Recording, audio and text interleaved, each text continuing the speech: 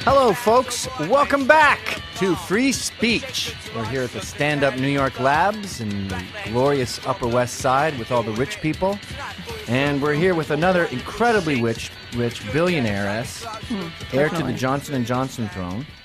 And she just pulled so much money. I'm just a Lamborghini, and you let that get towed. You don't care where you park. I can get another one anytime. It's fine. I am just kidding. I'm here with a politically active artist, Heather Marie Scholl. I don't know this woman at all. I saw her on the street near my house. She was putting up this sticker, and it says, "It's from one white person to another. It's on us to end white supremacy." I thought that was very interesting, and saw her at a coffee shop and said, "I'd love to have you on the show to explain the sort of mentality behind the sticker." And here she is. So, Heather Mary, is it Heather Mary or Heather Marie? Heather Marie. Heather Marie. I mean, I just go by Heather, but let's do written, Heather. I do Heather Marie. What is your ethnic background? Is there any Scottish in there? No, your biggest ones I know are German and Irish. German and Irish, huh? English. Yeah. Heather always makes me think of the hills of Scotland and the fucking heather, the beautiful My folks purple always, heather. I do like some heather.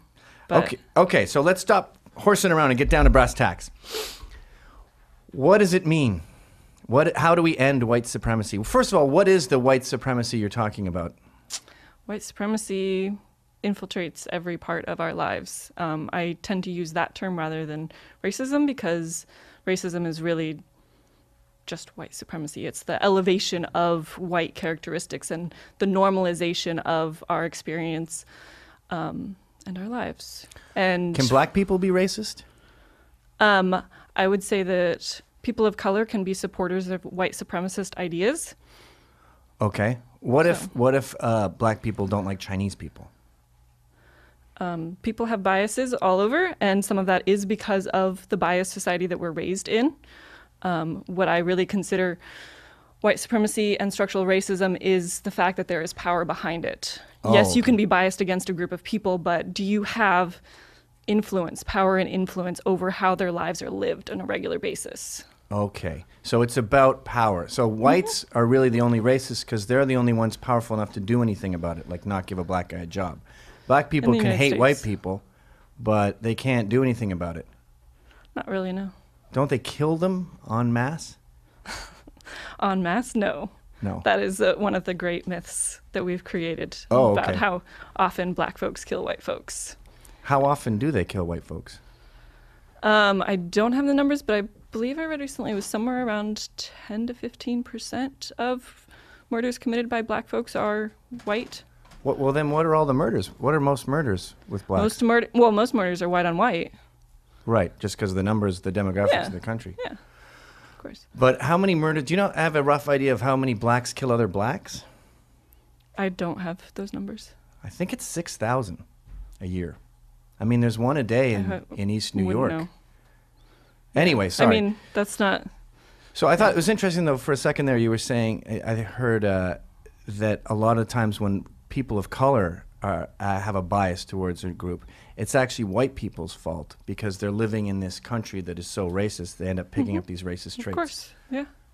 So when blacks are racist, it's because whites have brainwashed them into being racist. Yeah. I mean, that's the structure of our society. And I think about beauty standards a lot just because I am a fashion and aesthetic type person. And so often you see the elevation of white beauty, like white female beauty. And people of all races suffer from that. I see. So that's why when black women straighten their hair, of course, they're trying to be white.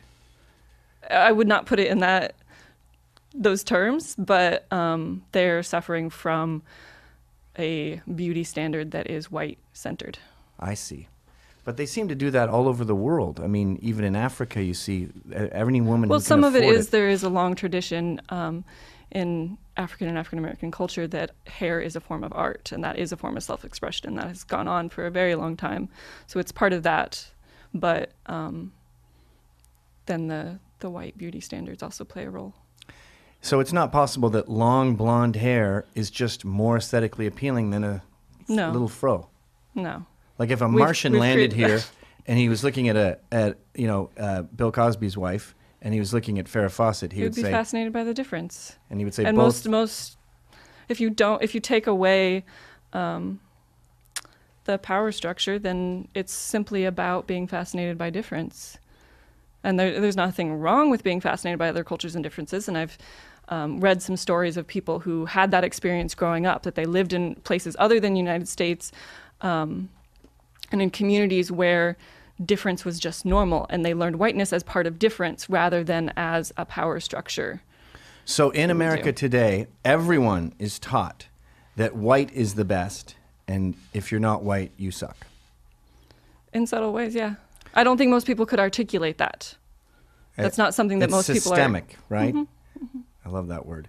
But if you look at college campuses today, for example, it seems like the opposite is happening, and everything is about white maleness is evil and the white male patriarchy is bad. I mean, it looks to me like the opposite brainwashing is going on college campuses. And if you look at the politically correct left, the New York Times and everyone but Fox really seems to be pushing people of color. Like, look at Hands Up, Don't Shoot. Yeah. That exploded, but he didn't have his hands up. Did he? Who are you talking about? Mike Brown. There's been multiple perspectives on what happened there. I won't really say for sure one way or the other. So you still think he had his hands up? I'm not going to state an opinion about that. Okay. But because I don't think that's the important part of what's happened then or what's happened around the country. So the truth isn't irrelevant. It's more about the message. That's a tricky statement. I don't understand why we don't care about the details. We just love the narrative so much. We just sort of plow through what actually happened.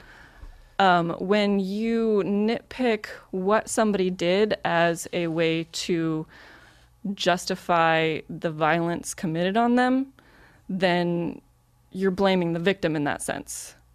And you're not looking at... So it's blaming the victim to notice that he didn't have his hands up? I'm not saying that specifically. Okay. I'm just commenting on the practice of nitpicking what somebody did or didn't do. I see the same thing around rape victims. Is like, if you had just done X, Y, and Z, then this wouldn't have happened to you. If you had just held your hands up, if you had just been a little bit less threatening of a black person, then you wouldn't have been murdered.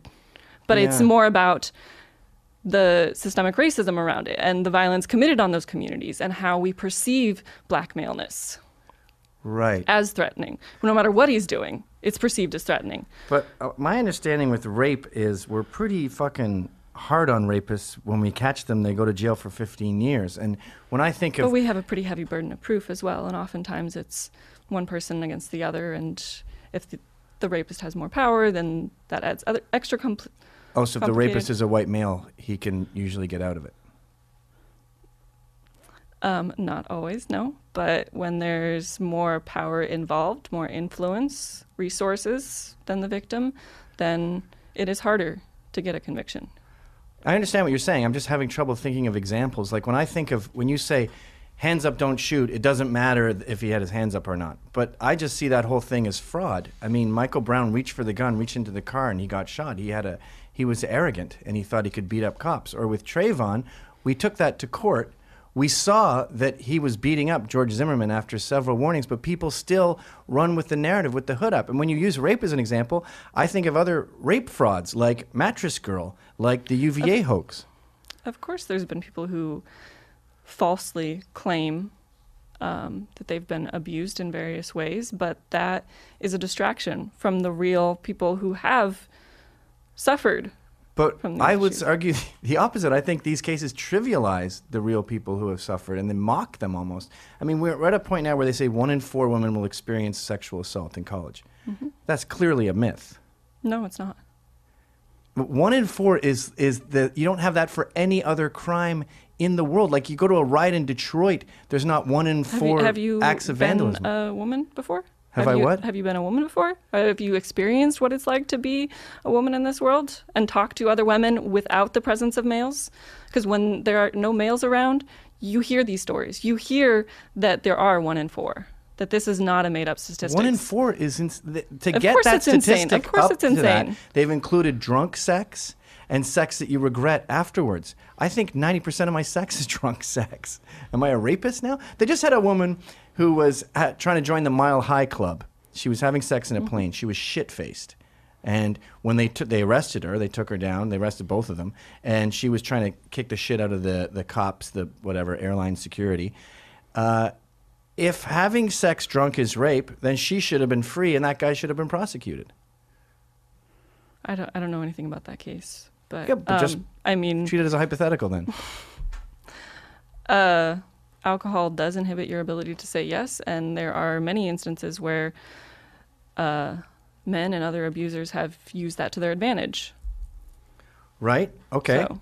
Well, if we're talking about college campus, then why wouldn't these women go to the police? Like, are you familiar with Mattress Girl? Mm-hmm. What do you think happened there in reality? I take her experience for it, that there were substances involved and she was non-consensually forced to have sex. Well, her contention is she was having nice vaginal sex, and then he put it in her ass, and she said stop. Yeah. But afterwards, she went to the police with this, and they saw her texts, and they saw her basically stalking him afterwards, saying, I want you to fuck me in the ass, and let's go on a date. I want to see you again. I mean, tons and tons of Facebook messages and texts. Does that refute her story? I think that we deal with trauma in very different ways, and sometimes that anger comes out in bizarre situations like that, where you think it'll be better if you take it out on this person and by harassing them with strange text messages. I mean, she was also young, and she was trying to deal with her emotional world in many different ways at once. The way you're clinging to this narrative, it reminds me of a study that said when people are confronted with data that contradicts their beliefs, they become more steadfast in their beliefs. Yeah, no, I've noticed that as well. I mean, this guy is suing the school. Women do not court their rapists. They don't say, fuck me in the ass after they've been anally raped. They go to court. They get the police to arrest this guy. She's clearly a liar, but because people like you empower her, they end up running with this lie. And it makes me mad as more of a feminist than most feminists, because it trivializes the woman who was attacked with a knife in an alleyway by a guy and raped and had to go on AIDS medication after. Right. Those instances are horrifying, but my issue with taking apart her story a bunch is that most instances of rape and sexual assault are with somebody you know. It's with somebody you went on a date with. It has lots of gray lines. It's not a stranger on the street. Most of the time it's somebody already in your life who has crossed that boundary. And so it gets really sticky when you start taking apart the actual events. And yeah, I think after justice, Heather. I think after an assault, it is quite questionable to send messages asking for anal sex. Yeah, but I would also say that like devaluing somebody's no mid-sex is frequent, and it gets tricky when you know somebody and when you are consenting to part of the interaction, but not all of it. We can't question these victims. That's what justice is. By not questioning the victim, we've ruined this guy's life. That's why he's suing the school. I mean, we had a case recently where a woman decided, you look like someone who raped me, so I want you out of here. And he had to curtail his behavior in campus. Yeah. Is that good? No. Or with the UVA hoax, I'm reading the story, and before it exploded, I go, wait a minute. They threw her down on a glass coffee table and then raped her amongst the shards. Everyone would have been shredded. Mm-hmm. But the story has so much momentum because people love these evil white male. They love the shitting on the white supremacy that they just run with it. And it's on the front page of the Rolling Stone. Mattress Girl is on the front page of New York Mag. It seems like there's this massive demand for rapists that's not being met. And if you look at the data, well, I'm afraid blacks are raping wildly disproportionately to their representation in the population. I mean, if you look at the number of white men who rape black women and the number of black men who rape white women, it's startling. What are those numbers? Do you have them? I don't have them on me, but the white men who rape white women is so inconsequential, it's hard to quantify. It's something like 8. And then the black men who rape white women is in the hundreds. And that may be based on who's reporting, because I think you would prefer if it was the other way around, because it would fit your sort of plantation narrative. I'm not trying to make it fit a plantation narrative. Well, I just don't understand why someone who cares about rape can ignore statistics. I know it's that like you pick and choose. As a white woman who's talked to many other white women and is a survivor myself, white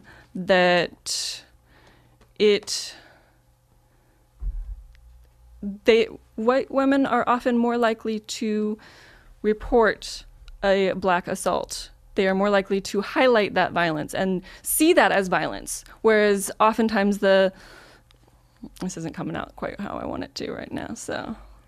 But white women will get raped by a black man. They'll freak out and make sure it gets on the books, but they'll get raped by a UVA jock with blonde hair and go, that wasn't really rape, or no one would believe me, or he's too powerful. Is that where we're at? That's a psychotic world you've painted. I mean, it is close, though. No, it ain't. No, it ain't. You see, the dominant narrative is your sticker. The dominant narrative in America is white people are evil, white people suck, we should be ashamed of ourselves. And I don't think we should be ashamed of ourselves. I think that we should take responsibility for the system that we've created. The best system in the world? We do not have the best system in the world. Who has a better system? There are many European countries that are much better off than us. Oh, you mean like the European countries with a higher density of whites, like Northern Europe? That's one way to phrase it, I guess. You don't mean Turkey. No. You don't mean Eastern Europe No. with the communists. So the only time you can come up with a system that's better than America, it's a country that's more white than America.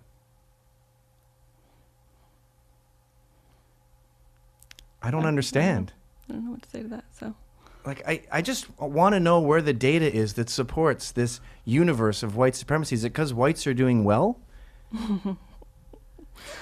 that makes it sound like whites are doing well because they earned it and they did all the right things, rather than we've built this country on a system for hundreds of years that allows whites to do well. We have generations that have supported our success, and we have taken away support from communities of color. So that is why communities of color are not doing well in America.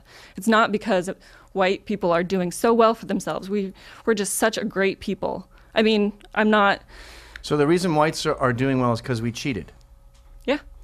But if you look at the data of Asians, for example, you will find way more Asian privilege than there is white privilege. Asians make way more money than whites. They're way more educated than whites. They are less likely to experience any kind of crime than whites are. They're less likely to die at work than whites are. I mean, the list goes on. Yeah, they suffer from a different sort of racial stereotyping. Well, they don't suffer. They're kicking our ass. Everything you can say about white privilege is more true with Asian privilege. No one grabs their purse when... It still pigeonholes them. Pardon? It still pigeonholes them. Pigeonholes them as successful? I don't think anyone minds being pigeonholed like that.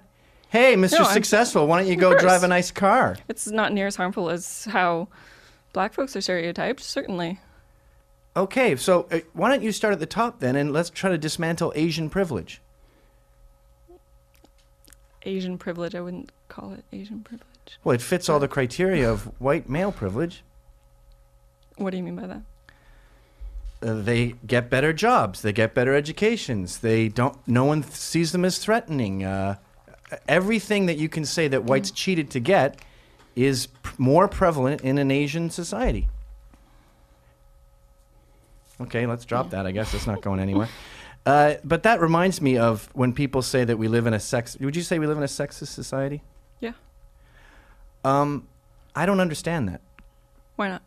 Well, men are more likely to die on the job. They're more likely to commit suicide. They're more likely to get beat up. They're more likely to get raped. They're more likely to have their opinions valued, to be able to have powerful positions and not have their bodies be the primary subject whenever they are well known and trying to do something with their lives. Well, that's a good point, finally.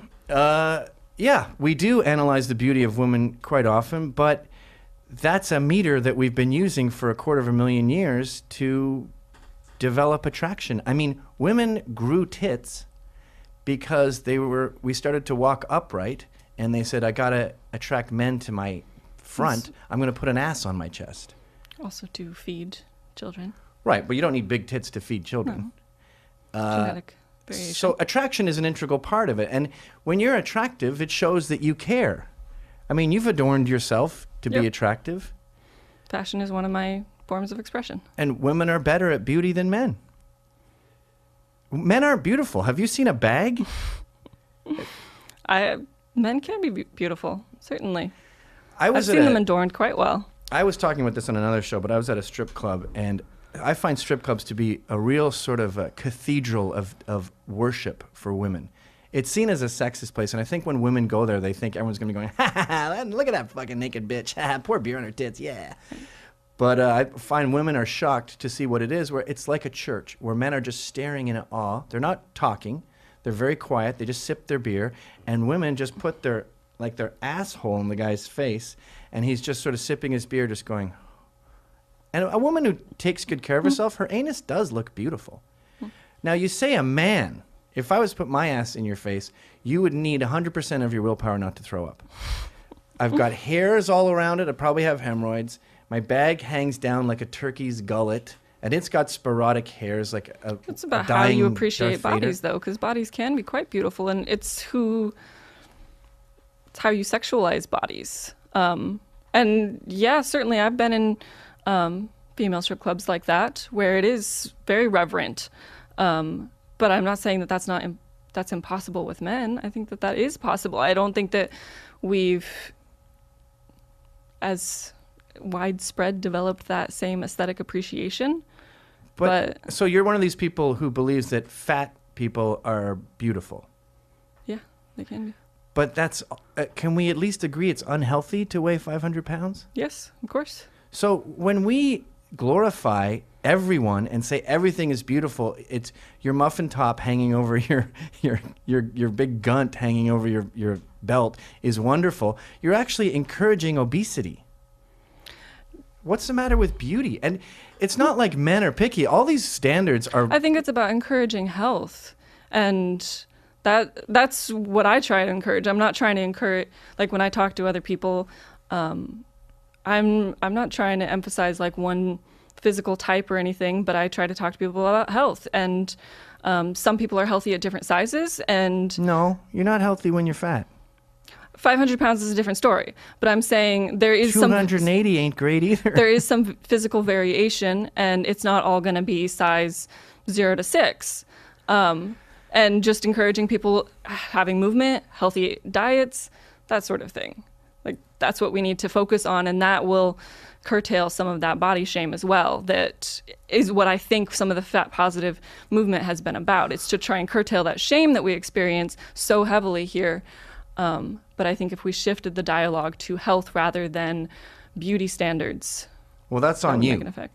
It's up to, from one woman to another, it's up to us to end female supremacy. Because as far as we're concerned, as men, we go plus size down to skinny is fine with us.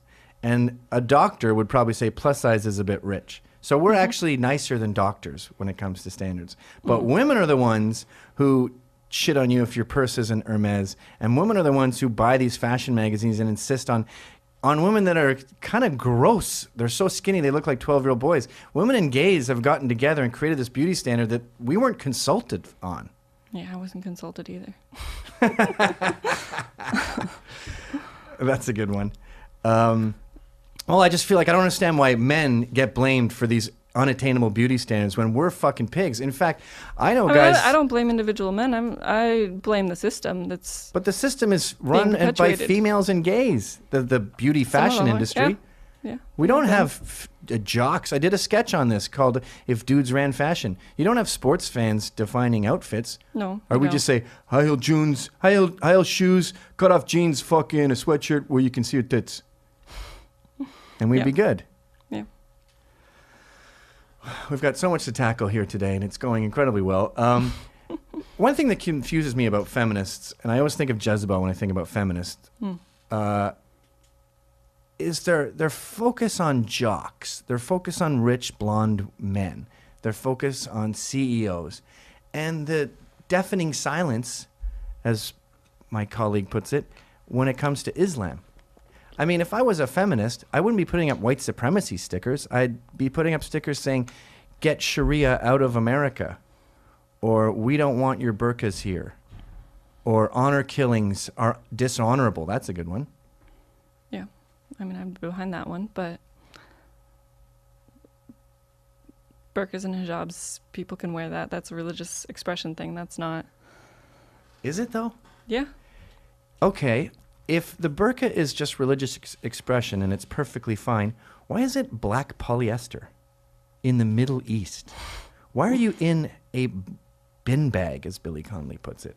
Why isn't it flowing white gauze or a fresh cotton? It's clearly meant to punish the woman and make her suffer. Black polyester in the Middle East ain't comfy, and it impairs your vision. It's a form of oppression. But feminists in the West seem more concerned about high heel shoes, which women wear as a choice. We just had our military. I mean, I'm not concerned about high heel shoes, and I tend not to criticize people on what they're wearing, because I think what we wear is an expression of ourselves, our culture, and a whole variety of factors. But a burqa is not a choice. It's illegal not to wear one in all over the Middle East. Sharia law dictates a woman cannot show her body. I'm not from that culture, so I would rather not tell them what to do right now in regards to that. That's what another liberal friend of mine said. He said, my area of expertise is America, so I don't get involved in other cultures. And that one in particular, I don't know very much about, and have not had as many friendships and relationships with folks from that region, so I don't feel comfortable saying much. But we've got 3 million Muslims in America today. We've got places like Dearborn, Michigan, which are basically fifth columns for Islam. So it is here in America. It is here. And in the UK, we just had a child pedophile ring going on that wasn't investigated by the police because they didn't want to appear racist. So I think this sort of cultural relativism is really dangerous. Why are you so focused on these rich white males who are essentially trying to get the economy going, trying to sell you stuff, trying to keep you happy, because happy keeps the economy going? I mean, Jack Welch, the CEO of GE, he doesn't want women getting raped. He doesn't have time for that. He's worried about the bottom line. He doesn't have time for racism either. If he's looking at a resume, okay, this is a new accountant. Oh, good. He's going to save us $250,000 a year in tax? Oh my God, he's that smart? And he's only asking for $150K? Well, the guy's a living profit machine. Of course I'm gonna, he's a black man. It's about how they perpetuate the capitalist structure, though. I mean, sure, if you're gonna support whatever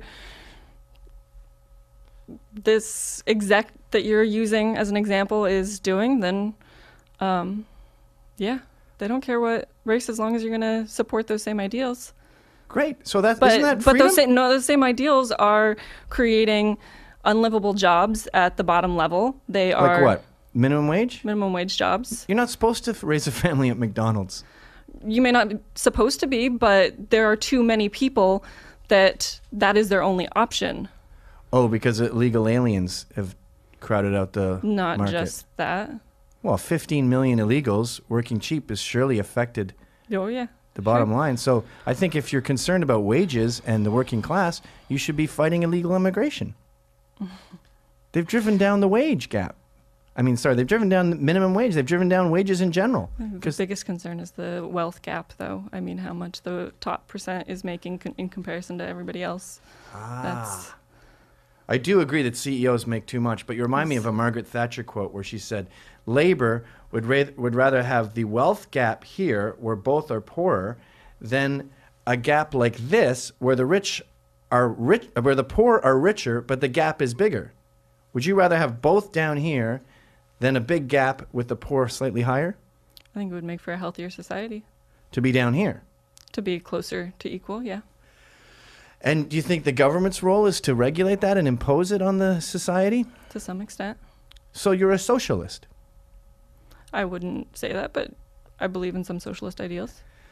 Have you ever been to the DMV? Yep.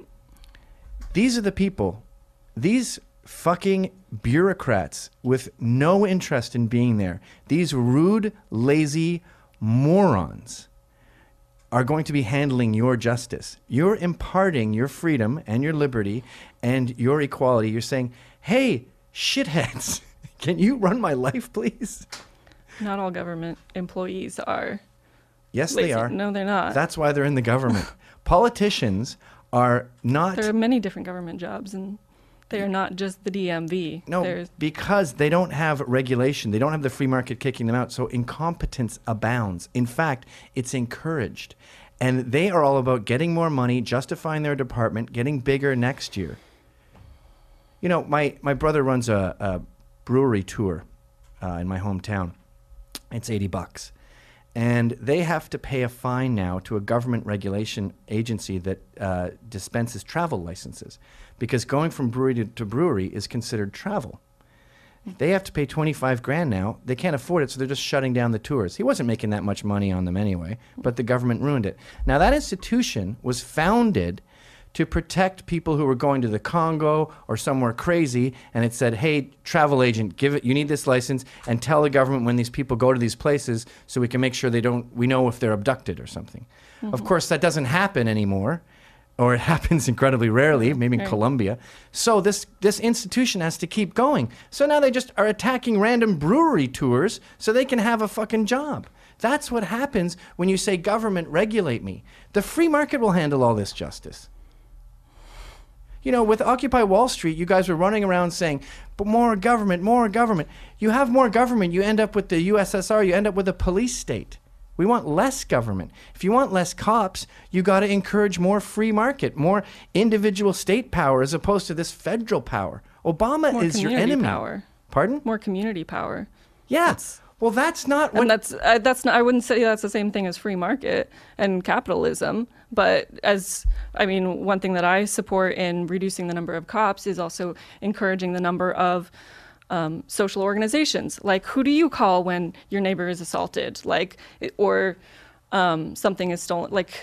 How are the ways that we can support our neighbors in our communities that is not just calling the police? You guys have killed the community. First of all, you abolished... Yeah, liberals, politically correct liberals, feminists have abolished the community. How so? Well, one, you have encouraged single mothers by monetizing it. You've created a financial incentive to be a single mom. So that destroyed the black family. Two, there is not that much incentive. Oh, yeah, there is. No, there's not. If you're dirt poor and lazy in the slums, you'd way rather have a check than go to work. So you say, sorry, get out of here, dude. You're slowing down my welfare check. The numbers of people that do that are so small. They're insignificant. 80% of blacks are born out of wedlock. 80% of blacks are born to single moms. That's because you guys incentivize it. But I'm not done. Atheism has also abolished the church, so we've lost this sense of community that the church has. This culture of fear. You're going to get raped. 1 in 4 people get raped. Men are going to kill you. Men are out there. There's evil guys out there. Has you think we're perpetuating the culture of fear? Yes. What about Fox News? Fox News perpetuates the culture of fear. You never watched Fox News. Oh. You've never watched an episode. Did you hear about this guy in the weekend who said... I haven't watched it in a while, but I Did you hear about this guy who said the wage gap is woman's choice on Hannity? I saw a snippet of that, yeah. Did you see a snippet of that? Mm-hmm. Do you remember the guy who said it? Vaguely. He was a male model, and he's a member of Mensa. Really interesting guy. If I was to be gay, I would probably fuck him. I wouldn't be surprised if I've beaten him off before. But this guy said that women choose to earn less. And it sounds shocking, like, I don't want any money, thanks. But his point was actually pretty well researched, and he was saying, when there's a situation like, okay, guys, you and I work at Stelco. We got to stay all night to work on this proposal. We might not get it. My daughter has a piano recital. Your daughter has a piano recital. You are more likely, over the course of millions of women, the female is more likely to say, I'm going to my daughter's piano recital. Sorry.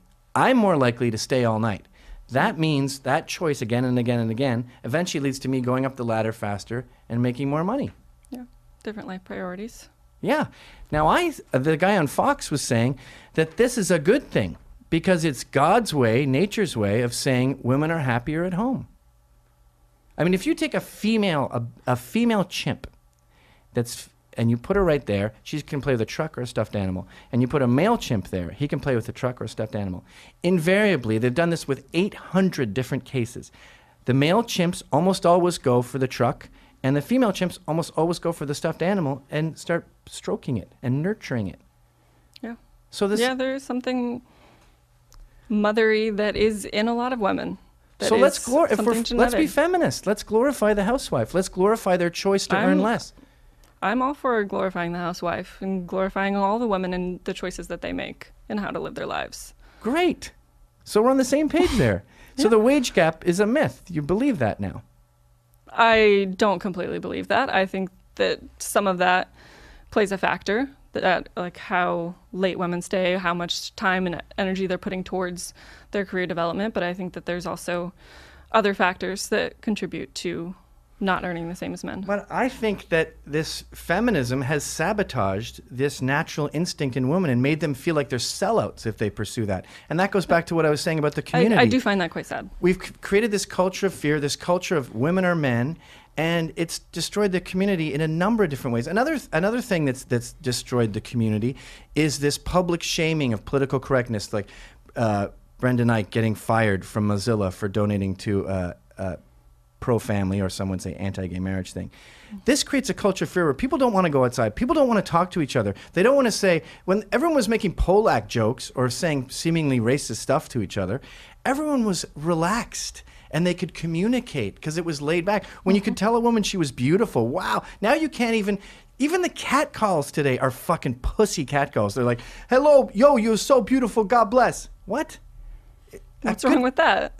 It's pussy whip. You're supposed to say, that ass just ruined my day. Or, I would fucking suck the dick. I would love to kiss the chair of the last guy who got to fuck you. Much nicer comments on the street and being kind to complete strangers. I do support the not being so politically correct because I think it stops us from having a lot of really important conversations. And I think we just need to have those conversations and let them be a bit messy because they are. But college campuses and feminism don't let you say anything. We had a comedian have to pay a $12,000 fine for calling someone in the audience dykes. Yeah. I mean, I think that there are a lot of feminist communities that take it a little bit far. I mean, I don't have the power to tell them not to, and I think that they need to do what they feel is right. But I think that it hinders a lot of conversation and a lot of development that could happen, a lot of understanding that could grow from more open conversations and not policing particular words. Feminism is all about policing particular words. It's all about oppression these days. It's all about trivializing rape and trivializing housewives. I don't understand. In fact, it only seems to be about making women into men. Like the big word now is badass, and Charlize Theron is in Mad Max, and she's kicking ass and smoking cigars, and I'm a woman. Yeah. That's not feminine. Every cartoon my kids watch, like Big Hero, the men are driving the car in a police chase, and the little girl goes, "Get out of there!" and she gets in the driver's seat. You know, it's the same with Wreck-It Ralph, and she's kicking ass and taking names. And young girls are watching this, just going, "I'm a chimp. I want to play with a stuffed animal. Why are you turning me into fucking Mad Max?" I think you can be both. Of course you can be both, but the pendulum is swung the other way, where feminists are saying, be a badass, get out of the kitchen.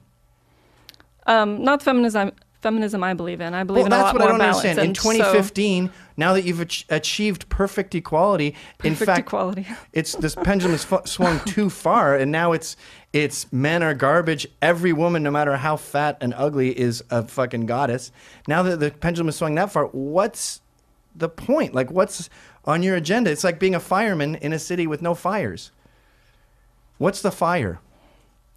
There are fires. And just because what you're paying attention to is perpetuating that, and you perceive that this is now equal, it is not. Well, tell me a fire. I'm genuinely interested. Tell me a fire. I mean, sexual assault is still an issue. More men get raped than women. Again, I didn't specify gender when I said sexual assault. But we're talking about feminism. Feminism is also dealing with sexual assault across genders. So we need feminism because too many men are getting raped. Too many people are getting raped. That's part of it. Okay, that actually makes sense. We need feminism because more men are getting raped than women, and we need to bring that number down. We need to bring all numbers down around rape and sexual assault. Well, the cases of rape are plummeting over the past quarter century. All crime is going down. Okay, so, but then feminists should be outside prisons going, this is out of control. Stop prison rape. Stop prison rape. Leave men alone. Leave men alone. I cannot picture that. Yeah, well, I think that there should be more. Okay, so addressing- men getting raped is one fire that we need feminism for. Give me another one. Sexualization of women and beauty standards, and that is the main. Women are sexually attractive. That's why we're here. Women need to stay sexually appealing because that's how we've made 7 billion of us. Of course, the but ones who not at aren't the are expense extinct. of not listening to what they have to say and what they can contribute to a society. That's a good point. I'll give you that. Here's something you should understand about men. We have evolved over all these years to be horny 24 hours a day and be thinking of sex 24 hours a day. It's a curse when you're in your teens because you are honestly on the verge of tears begging God to let you stop beating off. It's been 6 times. Is there something I can eat to be less horny? And you're not getting laid because women don't put out anymore in teen years, at least if you're white and middle class. So you're sitting there praying to Jesus to touch one tit. Just let me touch a tit, please. And beating off 6 times. This goes on your whole life. So yes, you're right. When I'm talking to a woman, sex does pop into my head. When I'm at my friend's house and his mom serves me spaghetti, I'm thinking about her in lingerie. But you learn how to control it. And exactly. That's about how you become an adult. It's like having a gnarled, twisted elephantitis fucking thalidomide arm. You just deal with this handicap. So it's like a little screen that's constantly playing in your mind. And you could be talking to a porn star who's nude. And, well, you do it on the beach when you talk to a woman with a bikini who's asking you directions. You're like, I am about to get a boner, but you go right down there and you see the hot dog stand. It's farther down there. We can't fight to erase that. So the sexualization of women can't change. It's evolutionary. You can quiet how it influences We do. your actions. You've heard cat calls? Yo, you were so beautiful. They're the There's shittiest still cat calls really ever. nasty. There are still a lot of really nasty cat calls out there. Look, I've lived in Brooklyn for 15 years. And Montreal, French people are even worse at this. And Okay, well, by the I way, haven't here's been there. another thing. Women in the hood love being catcalled. Black women love Not it. all of them, no. Well, not all of them. And not all the time. I mean, Nothing is all. Nothing, it's not. We're not in Stalinist Russia. Nothing's all. The vast majority. I live in a of, predominantly black neighborhood, and I've witnessed some really nasty encounters, and I have witnessed women trying to protect themselves and figure out how to get out of the situation, just because of aggressive catcalls and like. Well, you're right. Black navigate it. men can get out of control sometimes, but It's for the actually most part. Pretty balanced in who's catcalling. Oh, really? Lots of black women running in fear from horny white men in Bed-Stuy? It does happen. Come on. But the catcalls have been castrated. So sexual objectification isn't an issue. And if you want to talk about unattainable beauty standards, we already covered that. That's gays and women who came up with that shit. But who's putting the money into it? Well, the free market is. If women want to spend all that money getting a pedicure, we don't even see your fucking feet. Can you imagine? I can't even conceive of a man saying, yeah, I went on a date with her and she hadn't had a pedicure in a while. Her toes were way too long. Like, that's never happened. No, I know. Women are bleaching their anus. You know how many men have gone, she's almost perfect, but her anus is brown. So we're splitting up. Yeah. The only thing we have is remarkably obese, doesn't pay any attention to anything about herself. And the one deal breaker, and I'm sorry, ladies, but you have deal breakers too, unbelievably thin hair. Like when you can see the whole skull. Okay. That's a deal breaker for you? That's a deal breaker. And I don't want to get to a feminism where that's beautiful because it's haunting. I went to see Sin City once, the movie. The woman in front of me was like 30. Yeah, but men at least can shave it or something, and men aren't attractive in general. Some women can shave it too. Yeah, but women aren't attracted to attractive men. They see them as himbos. They're attracted to ambition. So if men want to be attractive, they have to develop their skills. And maybe this is all natural. Why are you trying to dismantle it? I'm not trying to dismantle all of it. I'm just trying to allow a little bit more in the way of options and expression. Yeah, limitless options. The only fire we've been able to come up with is men getting raped. The sexual attraction thing doesn't matter. It doesn't affect them. Okay. It doesn't affect us as women? I mean... okay, wait. We might be getting to something here. It doesn't affect us. What about our experience in a daily life and how we're able to... well, give me an example. Maybe I'm just incredibly naive. Like you're being judged when you walk down the street for your beauty? Yeah, absolutely. We're being judged every day for our Absolutely. ambition. Your beauty is your best, beside the ability to create life, it's one of your best features, so you get judged by it. Men's best feature is their ambition, their Our ability best to feature provide is income. beauty. Okay. No, sorry. Women's best feature is the magical gift of creating life. I'm glad we got here. Okay. And modern feminism trivializes that and I says, wouldn't trivialize that. No, I think that's well, a lot of that's feminists a very major thing. see housewives who got married early as sellouts, and they see Charlize Theron in Mad Max as a fucking wicked chick. I think they're both pretty wicked chicks. No, I think Charlize is a fictional character in Mad Max. Well, obviously. And I think Charlize herself, I don't think she had kids, so she fucked up. Not having kids is not a fuck up. Yeah, it is. I still appreciate the magic and beauty of childbirth, and I applaud all women who make that choice. But the ones who don't do not make them screw ups. That's true. Not necessarily. Plenty of women, I would say 5% of women were not meant to have kids, would be shitty mothers, and are better suited in the workforce. I would say 95% would be much happier at home shaping lives, at taking to their gift. I wouldn't call it 95. A good portion of that would be happy being able to balance both. Being able to You can't. Your ovaries, do you believe me when I say this? That your ovaries at 30 are in an hourglass. The hourglass gets turned upside down. The sand is dripping out. Of course, we run out. By 35. Yeah, it's not. Well, I have a lot of feminists tell me that's sexist. Oh, no, that's a I biological know doctors who get in shit for telling their patients that. Oh, I mean, I think that's a little bit silly. Okay. But, obviously, means, you though- cannot birth children for your entire Right, lifespan. thank you. There is a So that ending means point on if you that. want to have 3 kids, you got to start getting serious in your late 20s about who you're dating. Right. If that's a priority for you, then yeah, you definitely do. Okay, so it's a priority for, what do you want to go down to, 80%? Because these women right now aren't doing it. We have a 29-year-old who works here who said to me, I don't want kids. Yeah. And she's positive. And I find that when I talk to 20-somethings, without exception, they say they don't want kids. They say housewives are gross. By the way, a little side thing. I've noticed young girls don't cook anymore. All the millennials I know, the man cooks. And their homes are a fucking I cook all the time, pigsty. and I've seen a lot of women who cook. I've definitely been. Can I ask how old you are? I just turned 30. Okay, well, women your age and younger are cooking less and less. They're cleaning less and less, but they're not replacing it with anything. They're doing stupid PR marketing jobs. It seems like feminism has said, women, you're freed from the kitchen, and then it took them out of the frying pan into the fire, and they're just sitting in a filthy apartment, eating takeout food, getting used and abused by men. I've always said New York City is an elephant's graveyard for ovaries because women come here thinking it's empowered to get fucked by tons of guys and then thrown in the trash. That's the thing about all this feminism. Story. Men win. With free love and bra burning, we got tons of sex and jiggly tits. And with Charlize Theron and this badass chick, it's a male construct. The white male patriarchy created Charlize. I know. They created Kick-Ass 2. That was for white nerds to jerk off to. It's not empowering for a woman. It's not empowering for a woman to let her ovaries dry up. It's not empowering for a woman to be treated like a fucking colostomy bag for cum.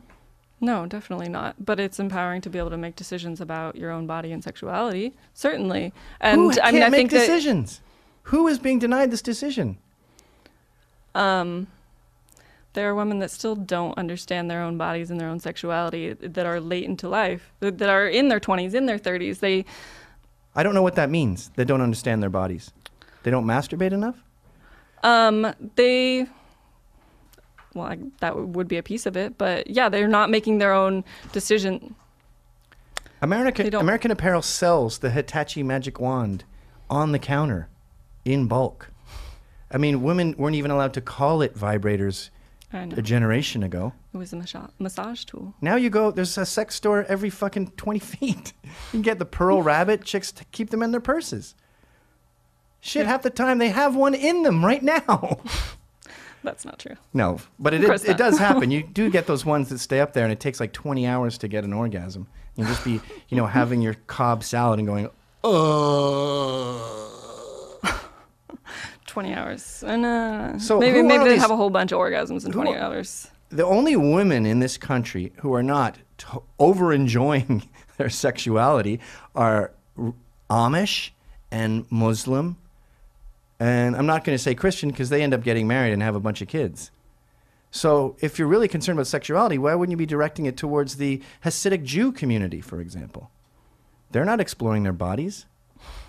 You should be you should be in South Williamsburg handing out dildos to Hasidic Jewish girls of over 18.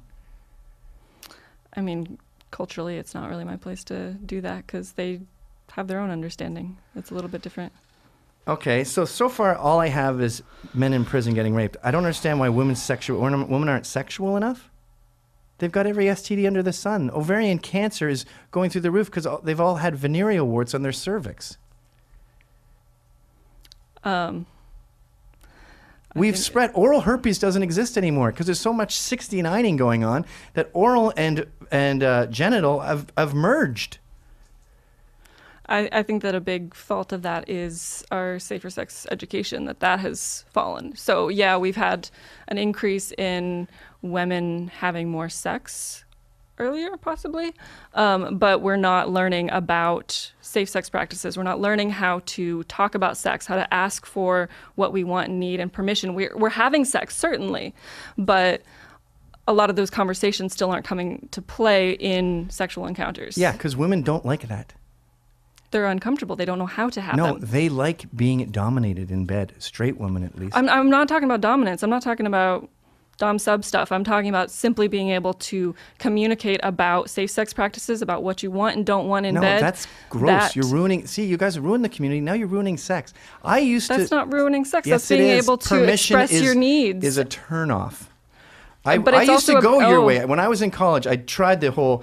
Can I put my hand here? Can I put my hand here? Their pussies would be as dry as the Sahara Desert. There's levels to that. One day I was just fucking a girl and I said, "Who's your daddy?" And she started writhing in ecstasy. And I went, "Okay, let's pursue this vein." And then next thing you know, I'm choking them, plugging their nose when I fucked their mouths, calling them whores, slapping them. And I didn't get more laid than when I started to become a fucking domineering asshole. I got an email once that said, "Thank you for raping me last night." Heterosexual sex is like a snake grabbing the mouse, and if you've ever seen it, when it sinks its fangs into the mouse, and the mouse just sort of goes, ah. That's what women like. They want a snake to take over. They don't want, first of all, I like my anus licked, and then that's for about 1 minute, and then go work on my clit, and then do in and out and in and out. But I mean, that way of talking about sex is a misconception. What I mean about being able to express your needs is generally speaking, and being able to say you don't like something when it's happening, being able to stop things, being able to have some control over the situation. And sometimes that is requesting that somebody dom you and take over and be forceful in how they're having sex with you. But sometimes it's not. And having the ability to say that and have it heard, that's something there is no demand for your supply here. Teaching women to say what they want in sex and have nice permission-based sex is like helping blacks to camp. Permission-based sex can be just as nasty. "Hi, I'm here to do a seminar about camping. Here's a free tent." That tent is going to rot. Women don't want that. Permission-based sex can still be super raunchy and super juicy. Okay, I want you to break in here and violate me and then ask me what I want next. You can go over that beforehand. You can Good sex set it is up right on the verge of this is going to court. You're like Icarus. For you, want to fly close to maybe. the sun, but not for everybody. And I've even had one time this woman was like, Jewish women especially seem particularly raunchy, and she was like, fuck me, I'm your fucking whore, I'm human garbage. And I'm like, you're my slut, I used to make them say, I'm your property, Gavin McInnes. And then when she was done... Part of that dirty talk is creating consent. It's like, I'm doing this to establish... don't meddle with it. It's like art. Don't dabble in there. It's like getting involved in people's dreams and saying, we need women to dream of being housewives less when they're asleep. Like, this sex is doing great. Not for everybody. So the agenda of feminism today is to have women enjoy sex more. Being able to communicate about one's needs and have that heard is a piece of it. I think that's different than enjoying sex, and I think that's different than what you've been talking about. Certainly we've had sex. Certainly... You and I have had sex? How wasted were we? No. I don't even remember. We have not had sex. Oh, that's too bad. Nor is it going to happen. We'll see. Next week, we'll be coming back and having live sex on the Ooh. table. We would like That people to call Heather in will and not be part of. give comments. No, Heather, I really appreciate you coming in. I'm sorry we don't agree on anything, but it makes for great radio to have two people disagree. And I genuinely appreciate people who are politically active as long as they're not meddling in people's lives. And I think shaming people or censoring people Not into shame. is a real issue with feminism. You know, contacting their employers and harassing them at home, publishing their addresses is a real stain on any kind of political discourse. And I'm glad to hear you're not part of it. Yeah, I'm not a fan of shame, and I support messy conversations because that's the only way things move forward. See, that put a sexual image in my head when you said messy, but I put that away in a little that's all right. category. It's locked. Sometimes you have to add a little sexual tone in order for people to actually listen. Okay, now too. you said sex and I have a boner. Okay, we're going to have to stop. This is getting All right. too hot. Thanks for coming, Heather. Bye. Thank you. Bye.